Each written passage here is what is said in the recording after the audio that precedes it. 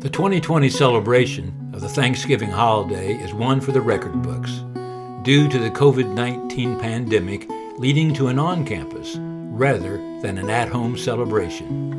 In many ways, however, that decision is a throwback rather than an innovation.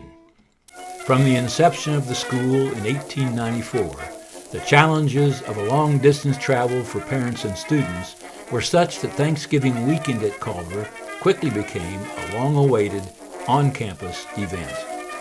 The festive, multi-day event combined many of the customs of today's Fall Parents Weekend with traditional holiday observations and some bygone highlights as well.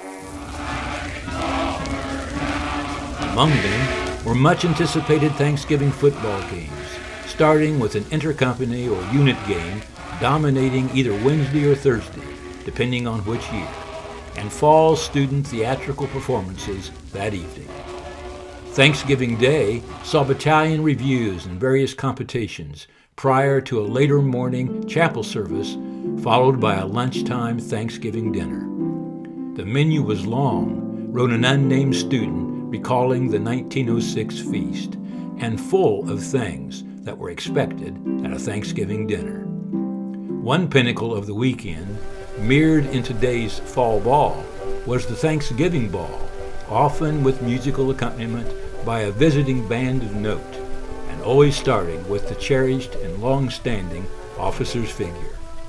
In those days, Thanksgiving was one of a handful of opportunities throughout the school year to see one's best girl from home, or to dance with new arrivals from whatever girls' school had been sequestered for the evening. Friday's schedule included a garrison review and various exhibitions for the benefit of visitors. But as the years marched on, a change was in the November air, largely spurred by the advent of air travel and the feasibility of students from across the country and world traveling home or at least off campus.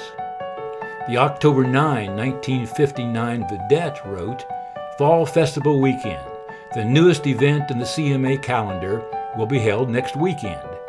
It combines the activities formerly held over Thanksgiving weekend with the annual Father's Weekend events."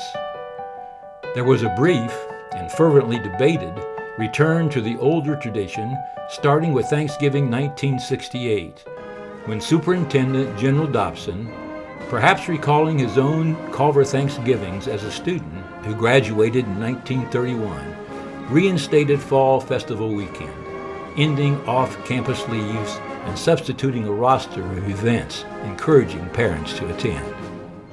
This policy continued through the 1970 Thanksgiving holiday, though by 1971, Thanksgiving leave became the norm once again. For a handful of years after, Thanksgiving became a source of campus controversy. The holiday time leave was short enough, scheduled for Wednesday evening through Sunday evening, that long-distance travel was difficult, meaning a number of students remained on campus. Various activities were offered for their entertainment, but those who stayed at Culver expressed widespread boredom and loneliness.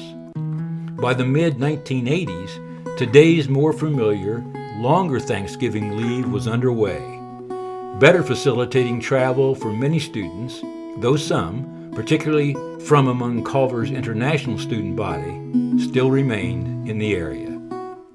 2020, of course, has made history in many ways, often unwelcomed. It also represents the first time in a half-century that students, faculty, and staff can look back on a Thanksgiving at Culver.